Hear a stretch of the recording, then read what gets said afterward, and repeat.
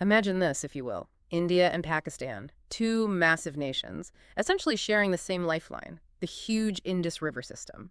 It's almost like roommates splitting a pizza, but the stakes so much higher than pepperoni. Yeah, it's more like sharing the only well in a desert. For decades, this delicate arrangement has been governed by something called the Indus Waters Treaty, or IWT. It dates way back to 1960. It's acted like the referee, hasn't it? Trying to keep things, well, manageable in a very complex water relationship. Remarkable it lasted this long, considering everything. It really is. Especially given the history between the two countries, it underlines just how vital that water is. They had to find a way to manage it, despite all the friction. Absolutely. But here's the twist. April 2025. India suddenly hits pause. They've put the IWT in abeyance. Now, that sounds, very diplomatic. Diplomatic jargon, yes. Yeah, But the message is pretty blunt. it is. They want to renegotiate the whole thing. And the big question everyone's asking is, why now? After more than 60 years, what's changed so dramatically? Well, it really makes you think about how long these kinds of international agreements can actually hold up, right? What worked okay in 1960 with the world as it was then, maybe it just doesn't fit the pressures of today. Good point. So let's quickly break down what this treaty actually said. It was signed in Karachi, September 19th, 1960. Took 9 years of talks with the World Bank kind of guiding things. Right. And it basically carved up 6 rivers, the Ravi, Bees, and Sutlej. Those are the eastern ones. They went to India. That gave them roughly 20% of the total flow, about 33 million acre-feet, which is a lot of water. Okay, 20% to India. What about the rest? The big ones, the Indus itself, the Hilam, and the Chenab, the western rivers. They were mostly Pakistan's share. That's the lion's share, about 80% of the total flow. But India could still use those western rivers somehow. Yeah, that was the key part. India was allowed what they call non-consumptive uses. Think hydropower, navigation, even fish farming. But, and this is crucial, they couldn't build things that would block or significantly divert the water away from Pakistan. Ah, I see. So use it as it flows by, but don't stop it or reroute it significantly. Exactly. It sounds straightforward, but there's an imbalance baked in. Pakistan is overwhelmingly dependent on those rivers. India, while needing Indus Basin water, has other major sources too. That imbalance is now really being stressed. And why is this water such a big deal? I mean, it's obvious water is life, but specifically here. For Pakistan, it's almost everything. The Indus system waters something like 80% of their farmland. That's huge. It supports a quarter of their GDP. Cities like Karachi, Lahore, they depend on it for drinking water. And major power plants, Tarbela, Mangla, they run on its flow. Wow, 80% of farmland. That's staggering. And for India, even though they got the smaller share, it's still vital. Absolutely vital. You're talking 1.4 billion people now. Cities are growing like crazy, and India has big plans for renewable energy, and a lot of that hinges on hydropower potential within that larger Indus system. Even on the western rivers, they don't control outright. Okay, so the stakes are incredibly high for both. Now, fast forward to April 2025. What was the spark? What pushed India to suspend the treaty? It seems the immediate trigger, the event that tipped the scales, was a horrific terror attack in Pahalgam in Jammu and Kashmir, April 22nd. Oh, I remember hearing about that. Terrible news. Truly tragic. 26 tourists were killed, and India immediately pointed the finger at Pakistan-based militants, specifically a group called the Resistance Front, which India says is basically a front for Lashkar-e-Taiba. They talked about clear cross-border linkages. And they linked that attack directly to the water treaty. That seems like a big leap.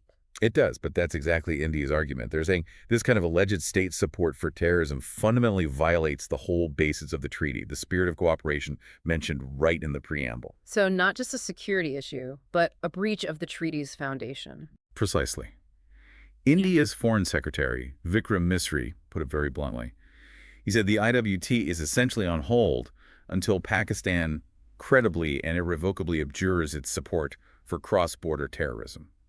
That's strong language. Extremely strong. But is it just about this one tragic attack? Or are there deeper currents pulling things in this direction? Seems like pressure must have been building. Oh, definitely. This attack feels more like the final straw, maybe, against a backdrop of long simmering issues.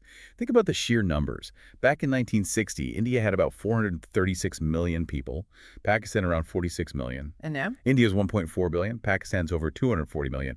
That's a monumental increase in demand on the exact same amount of water the treaty divided up 60-odd years ago. The pie hasn't gotten bigger, but the number of people wanting a slice slice has exploded. Exactly. And the treaty just wasn't built for that. Plus, you throw in climate change. Right. That wasn't really on the radar in 1960, not like it is now. Not at all. Now you've got glaciers melting faster, feeding the Indus, groundwater levels are dropping. You have these extreme weather events messing with river flows. The treaty has no mechanism, really, to deal with any of that. It's like the rule book is for a different game entirely. Pretty much. A game played on a different field, under different weather conditions. And then there's India's energy ambitions. Hydropower, you mentioned. Yeah, India's pushing hard for renewables, and hydropower is a big part of that. But the IWT puts limits on how they can design dams and store water on those western rivers, the ones mostly allocated to Pakistan. And that's causing friction. Big time. Projects like Kishanga and Radal have been constant points of dispute. India sees them as legitimate uses under the treaty's non-consumptive rules, but Pakistan objects, fearing India might gain too much control over the flow.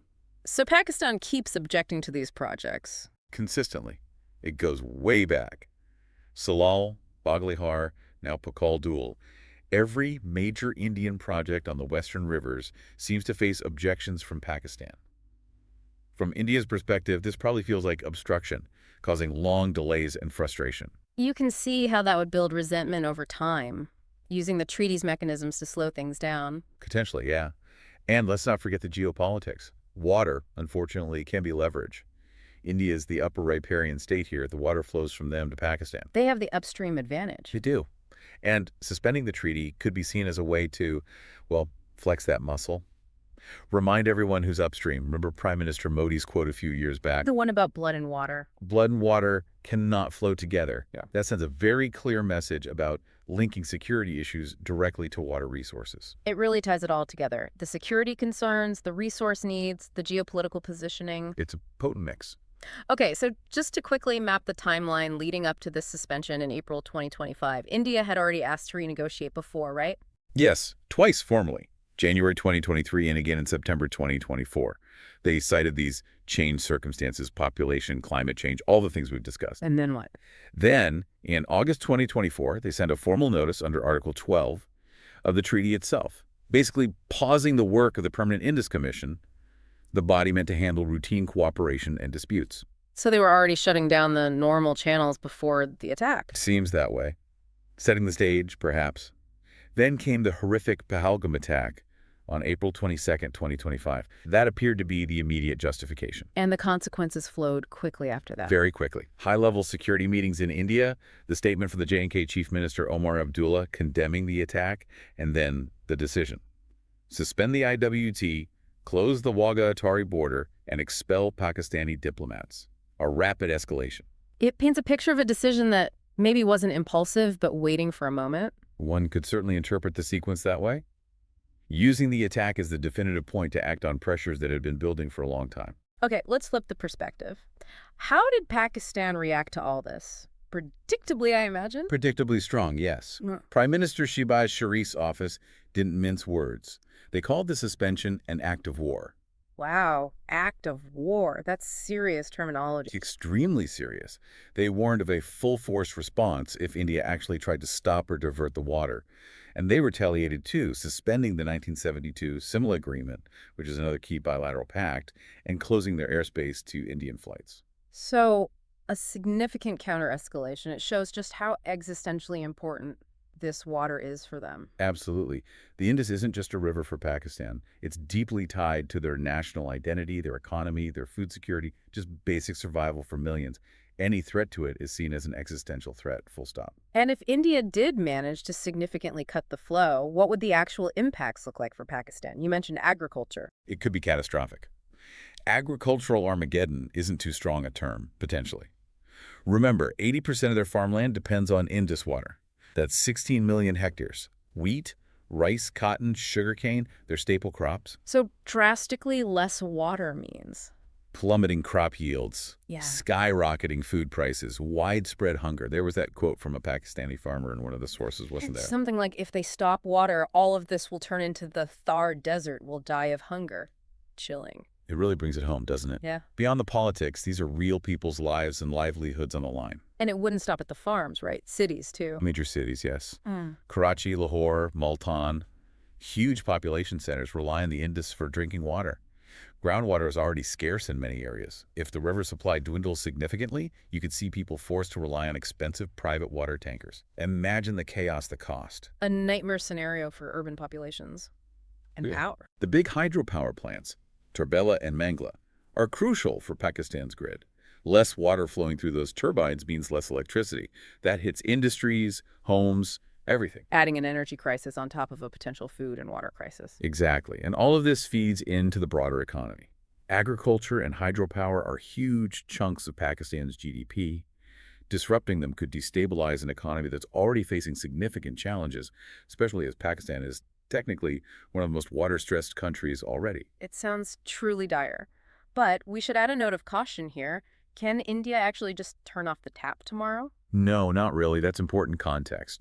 India currently lacks the massive infrastructure, the big dams, the huge diversion canals needed to drastically cut the flow of those western rivers overnight. So they can't just stop 80% of the flow immediately. Definitely not.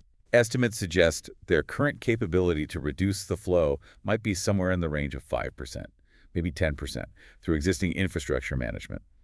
Building the kind of projects needed for a major cut would take many, many years, huge amounts of money, and face enormous engineering challenges in the Himalayas, not to mention managing potential monsoon floods with new, large reservoirs. So the immediate suspension might be more symbolic or a signal of intent rather than an immediate physical threat to the bulk of the water. That seems plausible. It's a very powerful political and diplomatic signal, laying down a marker for the future, even if the immediate operational capability to, say, have the flow isn't there yet. Okay, so what is India's strategy then, if not immediate water cutoff? It sounds like a phased approach. It does seem to be structured that way. Short-term, mid-term, long-term. What's the short-term move?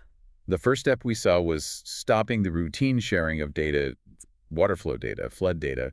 This might seem technical, but it's significant. That data is crucial for Pakistan to manage its own systems, especially during flood season. Flying blind makes them more vulnerable. It also means India can make adjustments to its own projects on those rivers without the usual consultation the treaty required. Gives India more operational freedom, less transparency for Pakistan? Okay. Midterm? This seems focused on building new infrastructure, but perhaps within the existing treaty allowances or pushing the boundaries. Things like finishing the Tolbul navigation project on Wooler Lake, which has been stalled for ages due to Pakistani objections. And building storage? Yes. Building facilities to actually use the 3.6 million acre-feet of water storage. The treaty already allows India for its non-consumptive uses on the western rivers. Actually building that capacity would give them more physical control over regulating the timing of flows. So maximizing their permitted leverage within the treaty's gray areas, maybe? Something like that. Increasing their ability to manage the flows, optimize hydropower, without necessarily diverting water out of the western river system yet. And the long-term vision, that's the really big one. That's the game changer, potentially. Constructing major new dams and diversion systems. The goal here would be to actually redirect significant amounts of water away from the western rivers, maybe towards India's own eastern rivers or water-scarce areas like Punjab or even Delhi. But that's the part that takes years, massive investment, and faces huge challenges. Exactly. It's a very long haul, immense cost, complex engineering in a difficult region. Not something that happens quickly. So, alongside these physical steps, there's a diplomatic game being played. Clearly. Suspending the treaty is India signaling it's ready to play hardball, as they say. It sends a message not just to Pakistan, but to the wider world, and perhaps pointedly to China. Why China specifically? Because China controls the absolute headwaters of the Indus up in Tibet. India might be signaling its own assertiveness on transboundary water issues, maybe partly with an eye on its relationship with Beijing over other shared rivers. Like the Brahmaputra, where India is downstream from China. Precisely. But this assertive strategy isn't risk-free for India, is it? How so? Well, it could damage India's image internationally. They often position themselves as a responsible, rules-based player. Unilaterally suspending a long-standing treaty, even with the terrorism justification, could raise eyebrows. Especially, as you said, since they are the downstream country on the Brahmaputra. What goes around could potentially come around. Setting a precedent that could be used against them later. It's a delicate balancing act. Asserting rights versus maintaining that reputation and considering potential blowback in other contexts. Let's bring the World Bank back into this. They brokered the deal. What's their role now? Can they step in and fix this? Their position is awkward. They are the treaty's guarantor, in a sense, and oversee dispute resolution. But crucially, they have no enforcement power.